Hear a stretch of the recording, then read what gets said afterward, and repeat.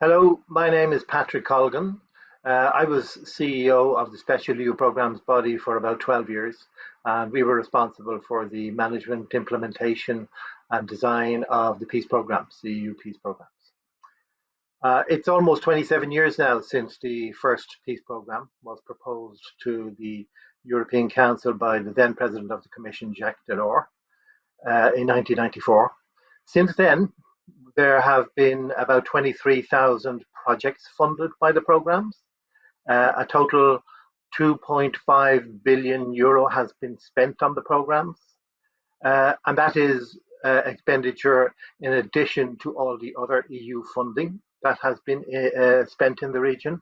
So, in terms of sheer size, longevity, it is a very significant intervention by the EU. We're now in the fifth generation of programs. We're coming to the end of the fourth generation, moving into the fifth generation of the programs. Each cycle lasts approximately 7 years. It's probably worth reminding ourselves what the early vision for these programs were. In the submission that Jacques Delors made to the Council on the 7th of December 94, he listed 6 points, 6 things that he wanted from the program. Firstly, that these were meant to be special programs. It was a special program. Nothing like this had ever been tried before. A lot has happened since then in terms of peace building, reconciliation, and experience in peace building. But at that time, in those days, in 1994, this was new. Nothing like this had ever been tried before. Perhaps the nearest thing would be the Marshall Plan after the Second World War in Europe. Secondly, it was intended to be a community initiative.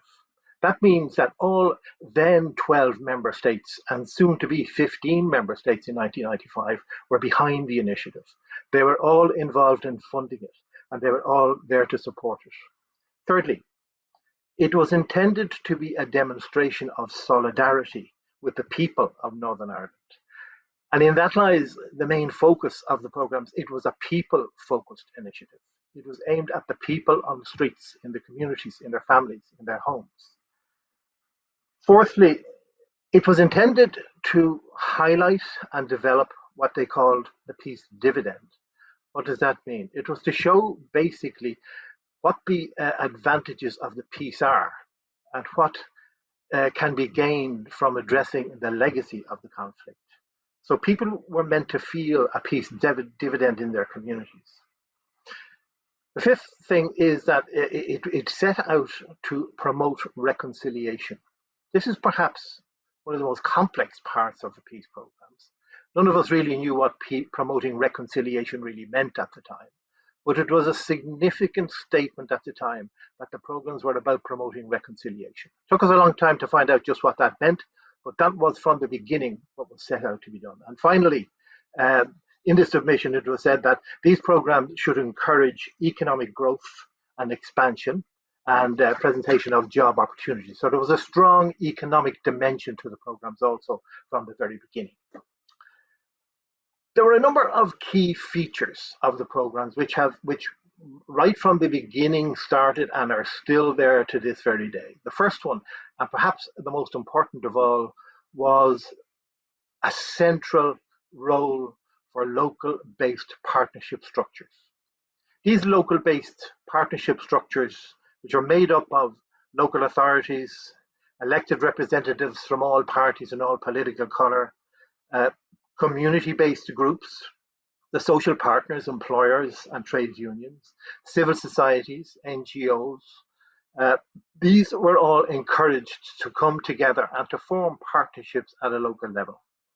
And those partnership groups became the focal point for consultation, for planning, and for implementation.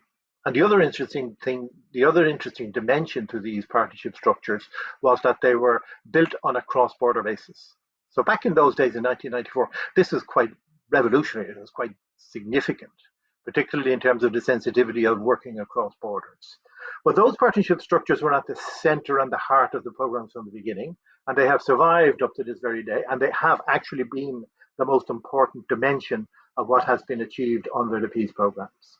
But this was a new way, if you like, of building peace at a local level. That was a key feature, and as I say, that feature is still with us in the programs as they stand today. Um, Another feature which was extremely important for the program is that they set out to deal with issues which the new political institutions which were formed post Good Friday Agreement and in the run up to the Good Friday Agreement couldn't really deal with themselves. So, in a way, it filled a policy vacuum in sensitive, difficult, challenging areas. In particular, in things that refer to victims of the conflict, identifying what the needs of those victims were, who those victims were. There was a huge debate later on about what exactly constitutes a victim, or who was a victim or who was not a victim. That was never really an issue for the peace programs. Everybody was a victim who had suffered as a result of the conflict. So the programs were there to actually address that highly sensitive and difficult area of addressing the needs of victims and their families and the survivors and all of those who had suffered as a result of the conflict. The second really difficult and sensitive area was working with ex-prisoners and ex-combatants. Another hugely complex and difficult area, which the peace programs filled a vacuum which probably would not have been able to be done without them. This includes also work with ex-members of the security forces and the families of all those that had suffered.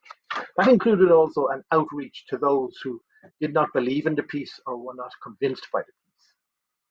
The other and most important feature of the programs was that it promoted, as I said at the beginning, an understanding of what was reconciliation. This took a long time to actually come to fruition, and it is something that we are still working with. It was seen through the programs as a very long-term process of relationship building, and it had 5 pillars. Those 5 pillars were, firstly, substantial social, economic, and political change was essential if you were going to achieve any reconciliation. Secondly, it was essential that the past is acknowledged and dealt with. So, acknowledging and dealing with the past is a key dimension to reconciliation. Thirdly, reconciliation is built on building positive relationships, particularly at a local level. Fourthly, in order to achieve reconciliation, it is important to develop a shared vision of an interdependent and fair society. And finally, to achieve real reconciliation, you need significant cultural and attitudinal change.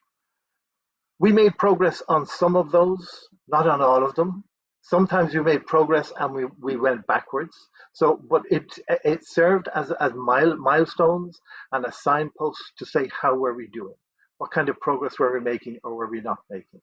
And those signposts, those pillars have served us well, and I think it would be one of the important legacies that the peace programs would leave behind. So, to summarize, the peace programs offer a legacy of consultation, of planning, of implementation, and of inclusiveness aimed at peace building in what was a very significant and novel approach.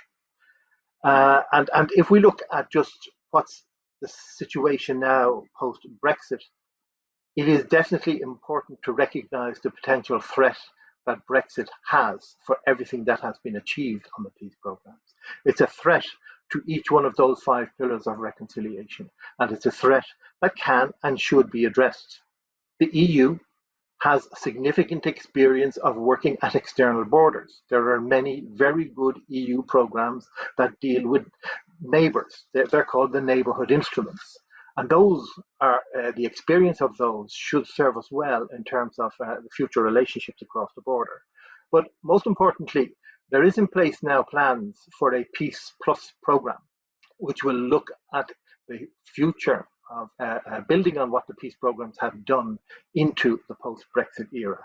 And those are really important programs. I think in the context of all of that, it is essential that the element and dimension of cross-border cooperation is protected and included. And to conclude, I should note that later on this year, my former employers, the SEUPB, will be launching a new, what they hope to call the Peace Platform.